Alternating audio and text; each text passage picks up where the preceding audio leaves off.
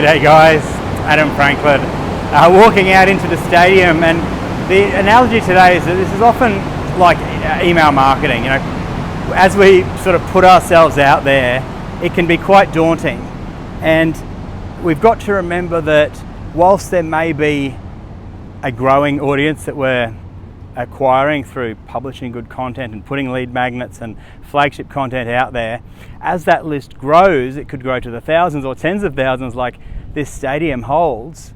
But the important lesson to remember is that you're still writing to an individual.